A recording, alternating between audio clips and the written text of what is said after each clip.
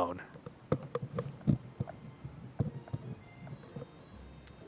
The beautiful weather feels like an insult. Inside of you, a storm rages. It's Colonel Sanders. He's probably here to tell you that he and Ashley are in love and that have decided to get married.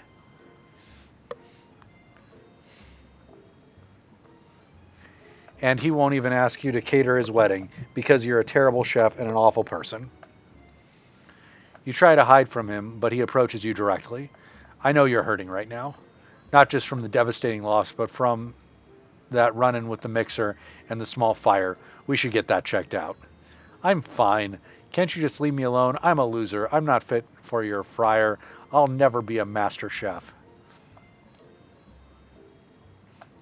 Failure is a part of life, not just for you, but for all of us. Do you think I've never failed at anything before? That's exactly what I think. Well, then think again. I wasn't always the man you see before you, enrolled in culinary school, incredibly handsome, successful, and motivated. Well, handsome, sure. I was born that way. But I've walked other paths and arrived at dead ends. And I was passionate about life, but I failed as an obstetrician.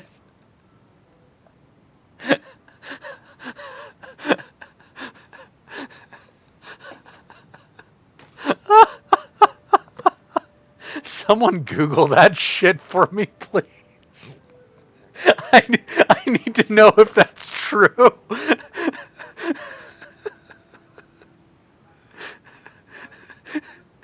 So Colonel Sanders was an actual person, right? It says he failed as an obstetrician before opening his chain of restaurants. I need to know.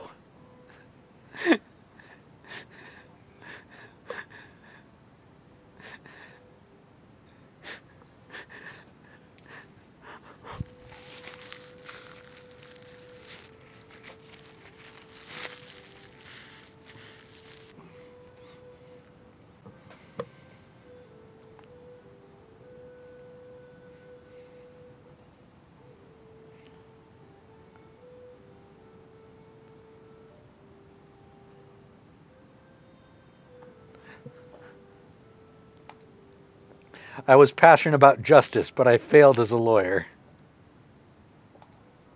I didn't know. Wow!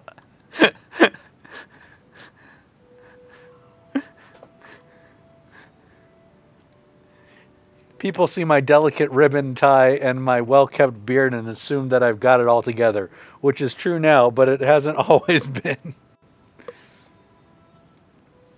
Sounds like this guy could really use a hug. I resolved then that I was going to amount to something. No amount of hours, labor, or money would deter me from giving the best I had to give. As Colonel Sanders changes focus, you can see something ignite inside of him, a burning passion. One has to remember that every failure can be a stepping stone to something better. My new dream is pure. It is honest. It's something that a humble man in a crisp white suit can be proud of. I will create a new chain of chicken restaurants that will bring joy to the entire world and make up for my past misdeeds. Shit, Colonel Sanders really has murdered people.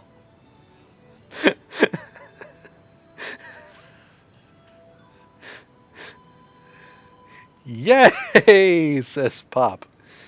Just as your moment grows intimate, you're interrupted by a threatening, shadowy presence. Battle scarred from the night before, you prepared for worst.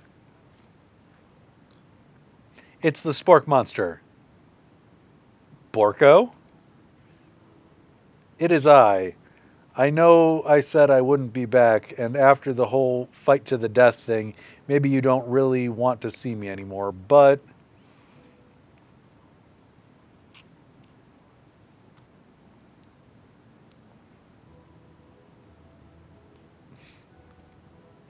I just wanted to say that I was wrong to attack you and I apologize.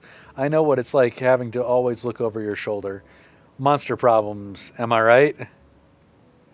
Aw, thanks, Porco. I'm glad there are no hard feelings. Getting jumped by a giant creature in the dark of night can really rile a person up. I also want to apologize for the way I switched right into attack mode. I know that you're strong and cooking school can put a person under a lot of stress. I actually used to go to this school. I wasn't always a spork monster, you see. I don't believe it. You were human once? Well, no. I was a golden retriever, but I was still a student until one day some mean kids with a magic spellbook cast a dark enchantment on me, and I was forever transformed. A magic spellbook? Precisely. I had procured a copy for myself, but somewhere along the way I lost it. If you find such a book, I beg of you, respect it. You're a powerful chef, and you shouldn't rely on such dark and evil magic. No, you should try protecting the innocent from those who would cheat them through sorcery and guile.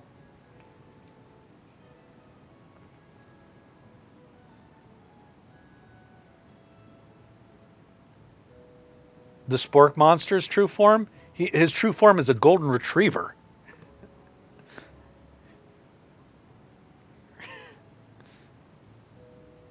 And we're totally going to use dark magic, am I right? If you need me, don't fear. I will be there. It sounds like there are some bad cooks in the kitchen of life. Get it together, I am sure we can defeat them.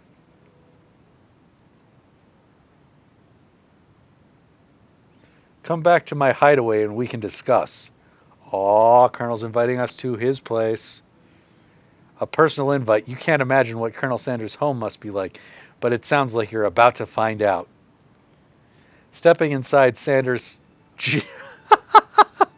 Stepping inside of Sanders' home, surrounded by his things, you start to feel a special bond with him.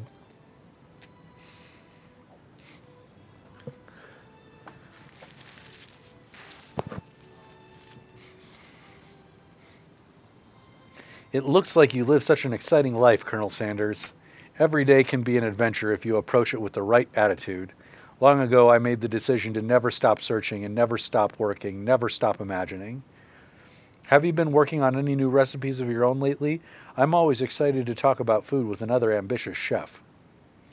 Well, there is something. It's just a side dish that I've been tinkering with, trying to find the right balance of flavors, textures. I'm not sure I've nailed it yet, but I'm close. Colonel Sanders' eyes perk up as he starts to wonder what dish you might be describing. Bastard's going to steal another one of our cooking secrets.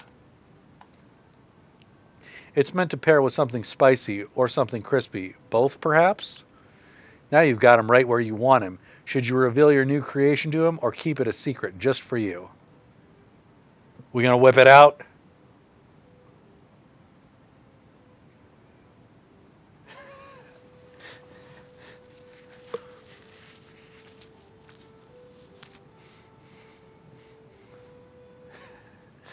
Done.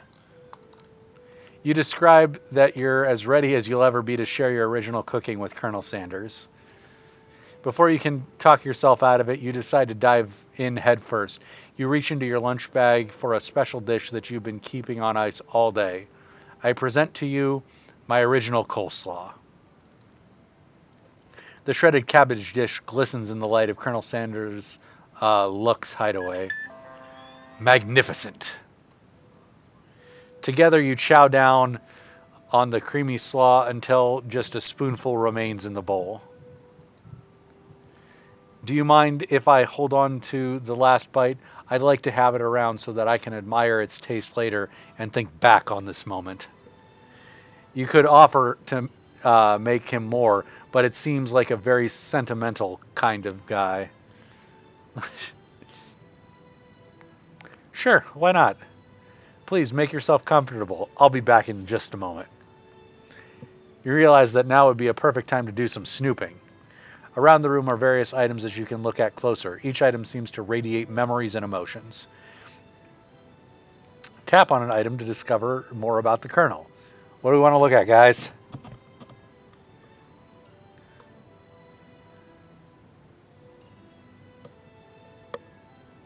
There's the pictures, the vase. There's what looks to be notes on the table, a candle, the chicken outside. Urn? You take a closer look at the large urn sitting on a nearby pedestal. There's a plaque on it. It's dusty, but when you wipe it off, you can read the inscription. It said, "Here's lies the ashes of all of my past careers and business failures." Jeez. Poor guy. Next.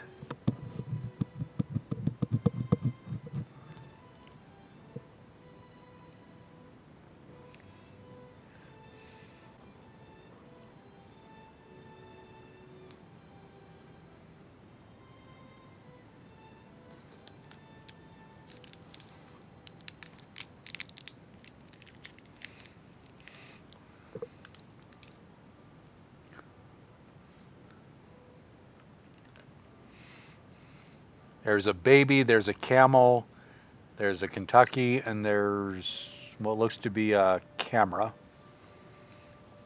Any preference?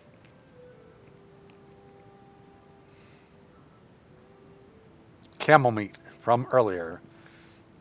This photo appears to be Colonel Sanders, except he's an old man visiting the pyramid. He's a time traveler? An old man visiting the pyramids of Egypt.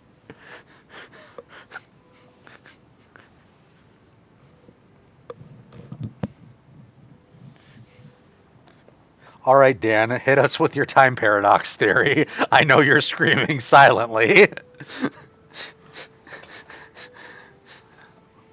Yes, but Colonel Sanders is an old man in this picture. He's a young man in the game.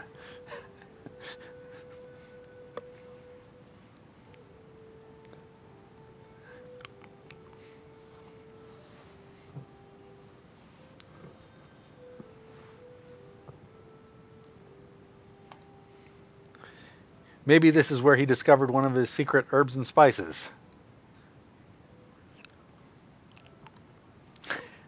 It's the 11 spices that give him immortality and eternal youth.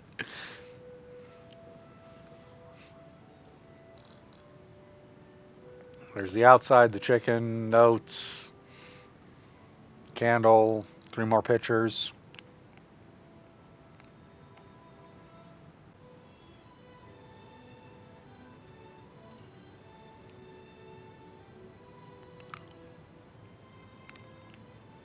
Chicken. You notice a very realistic stuffed chicken sitting on a corner table. When you pick it up, you realize it isn't just realistic, it's real. He's a vulture. Taxidermy must have been important to Colonel Sanders when it was alive. A little note clipped to the chicken's foot reads, "The true state bird of the great state of Kentucky."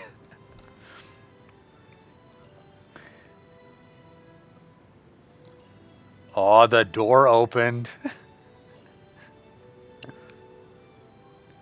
Do we want to exhaust the rest of the items before we go peeking into the Colonel's room? Or do we want to risk him coming back before we have the chance to explore everything? Snoop? Baby Sanders? An adorable little baby boy crawls across the floor. From the goatee and the mustache combo he sports, you figured that this must be Colonel Sanders himself.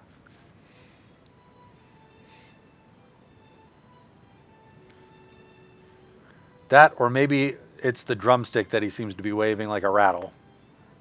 Who frames a baby picture of just themselves? Probably the same type of person who would make their own face the logo of the company they founded. Am I right?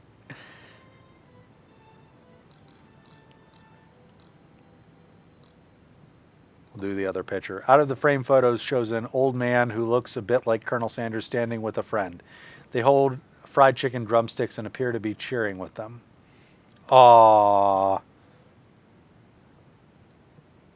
You closely look and see that there's a short inscription. I wonder who my friend Pete is. This must be where he keeps his secret recipe. Oh, it's a safe. You think for a moment. What number is important to Colonel Sanders? Then it dawns on you. As soon as you turn the dial to 111111, the safe opens and you find a single note. Can chicken be prepared sashimi style?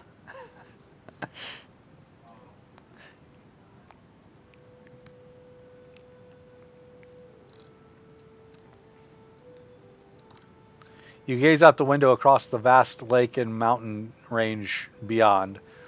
Just then the ghost of Student pops up. Are you thinking about heading out into the world on a quest to avenge my death? Wait, what? I never even learned your name. Why would I avenge you? I could tell you my name right now. It's... Can't you see I'm in the middle of something? You open the window a crack and the ghost of Student is swept out with a breeze. A scented candle you pick up and try to identify the smell. Power tool?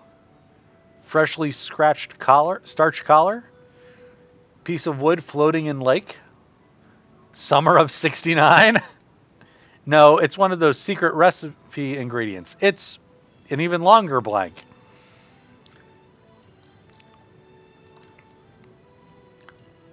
A lock of silver hair is woven through the teeth of the comb.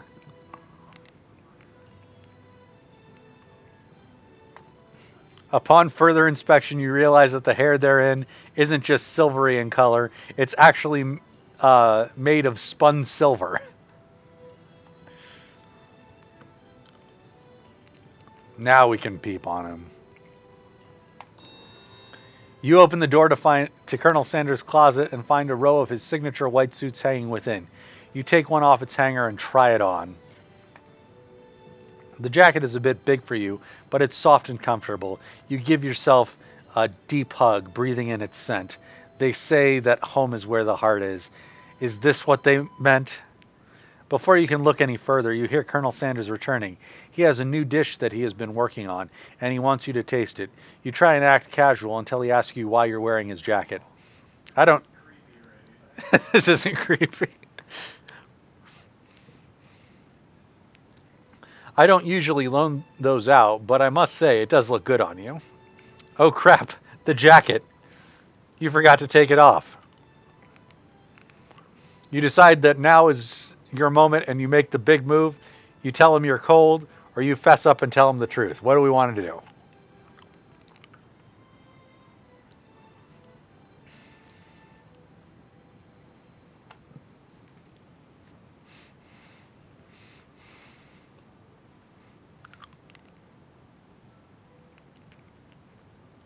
Moves? Whoa, whoa, whoa. This isn't that kind of game. Damn it.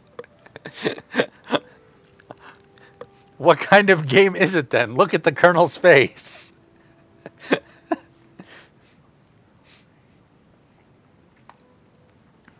Not that we blame you for trying. But still. Game over. Aww.